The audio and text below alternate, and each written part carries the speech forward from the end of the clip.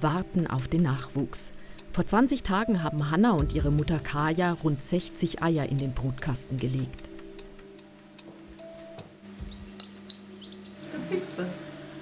Also es geht jetzt auf jeden Fall los. Bis dann die ersten wirklich draußen sind, dauert es aber wahrscheinlich noch ein bisschen. Jedes Ei im Brüter wird genau dokumentiert, vom ersten Knacks bis zum vollständigen Schlupf. Schließlich geht es um eine Rarität, um das Augsburger Huhn. Ihm haben sich die beiden verschrieben.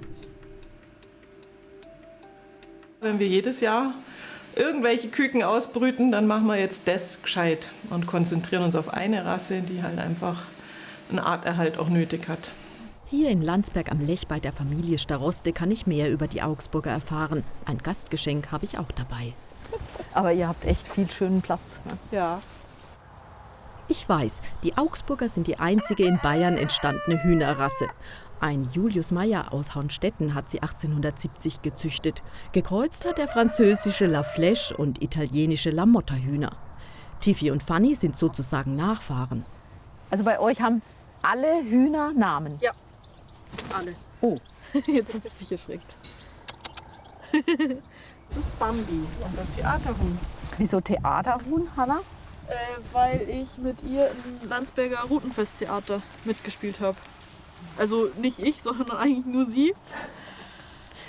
Das waren insgesamt 9 Aufführungen mit, ich glaube, 2 Proben vorher nur. Und da musste sie halt frei auf der Bühne rumlaufen. Das fand sie ganz am Anfang ziemlich komisch. Mit Maiskörnern ging es dann. Und dann haben wir es direkt im Theater eigentlich ausprobiert. Und ich wusste ja, dass sie relativ zahm ist. Und dass sie da jetzt kein großes Problem mit hat. Das heißt, Lockmittel darf ich auch mal. Meinst du, Sie nehmen bei mir auch was? Ja, wahrscheinlich schon. Ja, ich gebe dir ein paar. Schaust mal, wer kommt. Wer vorbeikommt. Ja. Ja, jetzt guckst du natürlich hier gerade, gell? Aha. Ah. Okay, und wer ist das jetzt? Bling. Ja. Was? Das ist Bling. Ah. Hey, aua! Das tut ja eigentlich auch ein bisschen weh, oder? Sie sind ja nicht gerade zärtlich. Also ich wollte ja eigentlich die Hanna fragen, ob sie mir mal ein Huhn fängt, aber es scheint gar nicht so schwer zu sein. Nee, Und den Hahn die kennen mich kriegst ja auch du, alle. den Hahn würdest du auch kriegen. Ja, ich würde es jetzt draußen nicht machen, aber drinnen kriege ich den auch ohne Probleme. Einfach weil ich den jetzt nicht, wenn er dann wegläuft, extrem viel hinterherlaufen will, weil er eben schon den Abstand zu mir auch wahren soll, damit er eben nicht aggressiv wird irgendwann oder so. Ach so. Ja, weil die aggressiv werden, sind oft die Hähne, die keine Distanz mehr zum Menschen haben. Unser Plan. Hanna lockt die Hühnerherde in den Bauwagen, ihr Hühnerhaus. Die Fachfrau nimmt dafür lieber geraspelte Karotten statt Salat. Viel gesünder, habe ich inzwischen erfahren.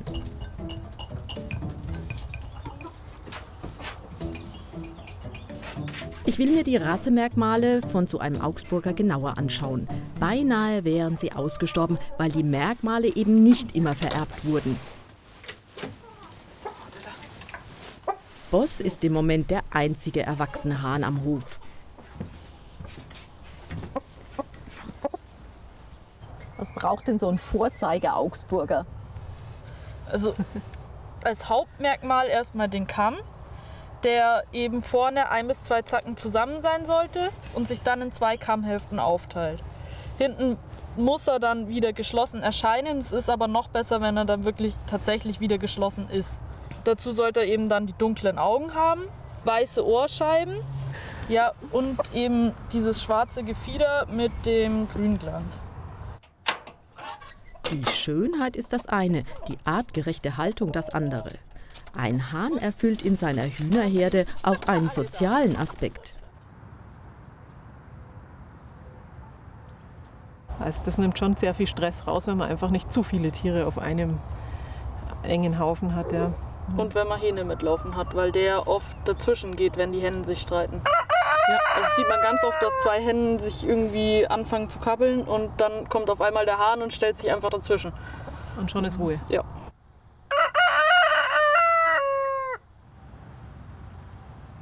Trotzdem ist sein Name Boss nicht ganz wörtlich zu nehmen. Es ist nicht der Hahn der Chef, es ist in der Regel immer eine Alpha-Henne, die die Chefin ist. Der Hahn ist dazu da, aufzupassen, zu wachen, Warngeräusche zu geben. Und natürlich sich gut zu vererben. Das ist sozusagen der Kindergarten der Augsburger Hühner. Der Nachwuchs, der schon vor 5 Wochen geschlüpft ist. Für mich noch absolut unscheinbar. Der wird auch hübsch. Der wird hübsch. Der wird hübsch. Woran siehst du das jetzt schon? Ja, weil der Kamm so schön ist. Ganz symmetrisch, ganz schön. Hat ein schönes Tal auch in der Mitte. Ist hinten wirklich geschlossen. Und dass es ein Hahn wird, erkennt man daran, weil der jetzt eben schon diese roten Kehllappen hier kriegt. Ah, ja. Ja, tatsächlich. Ob engagierte Züchterin oder einfach Tierliebhaberin, das braucht's für die Hühner. Täglich frisches Wasser und Futter. Ein Hühnerhaus mit glatten Wänden, damit Milben und Parasiten sich nicht einnisten. Zu den Formalien gehört unter anderem, jedes Tier muss beim Landwirtschaftsamt gemeldet sein und die Tierseuchenkasse verlangt einen Obolus. Für die bewegungsfreudigen Augsburger ist ein Auslauf besonders wichtig. Und er wird jetzt größer. Das ist ein super System, oder? Das ist ja eigentlich ein Welpenauslauf. Ach, für Hunde? Ja, der ist noch übrig von unseren Hundebabys von vor 2 Jahren. So, oder?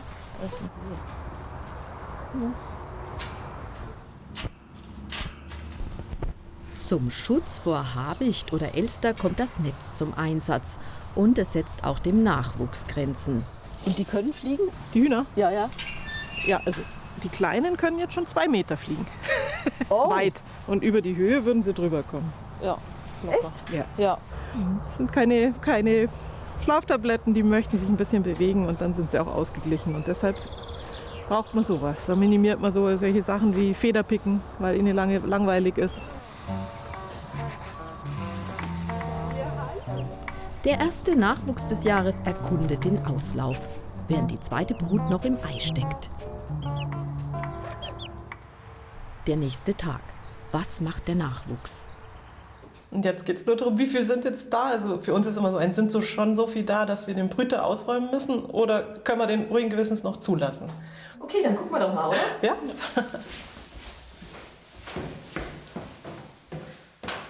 Der Brüter steht im Keller und es ist der erste Blick des Tages hinein. Das müssten Nike sein, glaube ich, hier oben links. Nur wenige haben es bis jetzt aus dem Ei geschafft. Wir kennen es ja jetzt schon. Also es ist wirklich oft stundenlang so, dass einfach ein paar Eier nur einen Knacks haben. Und die Stunden muss man in Ruhe abwarten können. Die machen das ganz alleine und es ist auch wichtig, dass sie das alleine schaffen. Ein vitales Küken kriegt das auch hin. Und die Geduld müssen wir haben und den Brüter zulassen. Die ersten Eier hat Hanna für ein Schulprojekt ausgebrütet. Da war sie 12 und die Augsburger spielten noch keine Rolle. Ja. Das ist wer? Das ist Silvester. Unsere Mutter von Happy. Ah! Und bei dem Bild hat sie auf den Auslöser selber draufgepickt. Das heißt, das einzige Hühnerselfie, das es wahrscheinlich gibt. Genau. Ein Hühnerselfie. Aber die hat sich gut getroffen, oder? Ja. Vor 7 Jahren haben sich Hanna und ihre Mutter dann für die Augsburger entschieden. Hanna war schon bayerische Landesjugendmeisterin. Für Henne Fanny bekam sie die Bestnote. Die Tiere sollen aber noch schöner werden. Dafür braucht es viel Nachwuchs. Nur die Besten bleiben und die anderen? Wir versuchen, die alle zu vermitteln und nicht zu schlachten. Also bisher haben wir es geschafft, dass wir noch kein einziges schlachten mussten. Isst du Hühnerfleisch? Nein, schon seit Jahren nicht mehr. Ich weiß, also schon bevor wir angefangen haben, keine Ahnung, wann ich das letzte Mal irgendwas mit Hühnerfleisch gegessen habe. Geht nicht. Nee, ich weiß, ich kann keine Tiere essen, die ich von so klein kenne. Das geht nicht. Sehr konsequent ist Kaja Heckmann-Staroste auch bei der Auswahl der Eier, die ausgebrütet werden. Wir gehen gerne oft rein und raus, bis sie dann letztlich ihr Ei legen, was für mich bedeutet, ich gehe oft am Bauwagen, also manchmal pro Stunde 10 Mal. Neulich war es Fanny, die saß eben ganz lange in ihrem Nest. Und als ich nach 10 Minuten kam, waren dann 2 Eier drin. Super, das heißt, ich kann dann nicht genau zuordnen, welches Ei ist jetzt von Fanny und von wem ist das andere. Also nehme ich die Eier auch gar nicht für unsere Brut her. Geburt im Brutkasten.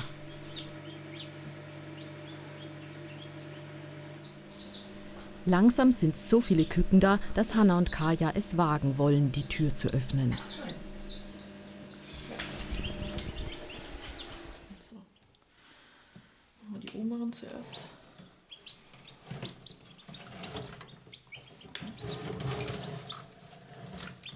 Okay, ich hab's.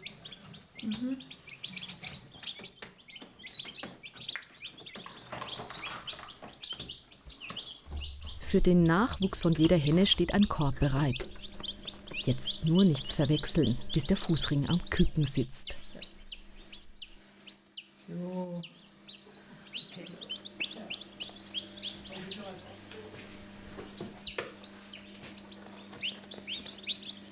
Wenn der Schlupf gut läuft, ist schön. Und wenn die gesund rauskommen und alle fit sind, das ist der schönste Moment des Jahres. Wenn man denen ein bisschen Futter hinstreut, kann sein, dass sie schon nachpickeln. Ja, können wir probieren. Können wir jetzt mal schauen, ob da was pickt. Hanna macht die Pickbewegung vor.